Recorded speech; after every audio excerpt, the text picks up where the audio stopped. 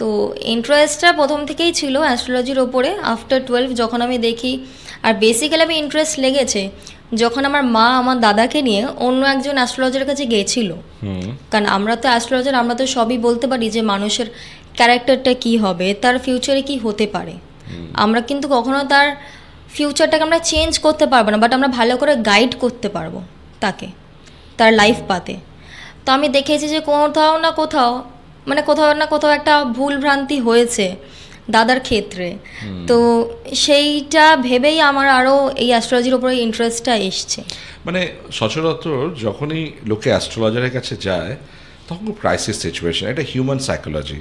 মানে দেখবে পরীক্ষার আগে সবাই ভগবানকে বেশি ডাকে, ঠিক তাই, রেজাল্টের আগে আরও বেশি ডাকে, ঠিক আছে। ঠিক সিমিলারলি যখন লাইফ স্মুথ যায় তখন কেউ অ্যাস্ট্রোলজি, শনি কী বলছে, রাহু কী করছে, কেতু কী করছে তার কোনো খোঁজ রাখে না।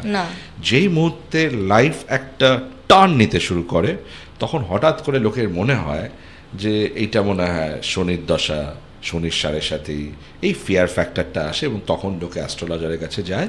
এবং আমার বলতে আপত্তি নেই, এমন অনেক অ্যাস্ট্রোলজার আছে যারা এটাকে ব্যবসা বানিয়ে ফেলেছে, এবং ব্যবসা বানিয়ে ফেলেছে এমনভাবে যে আপনি যত ভয় পাবেন তত আপনাকে ভয় দেখাবে এবং আপনাকে স্টোন পড়তে বলবে, অনেক দামি দামি স্টোন, ঠিক আছে। সেখান থেকে আপনার মনে হতে পারে যে হ্যাঁ এবার আমার ভাগ্যটা ঘুরে যেতে পারে, হতেই পারে, ঠিক আছে।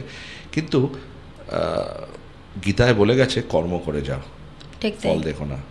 কর্মের কিন্তু কোনো সাবস্টিটিউট হয় না।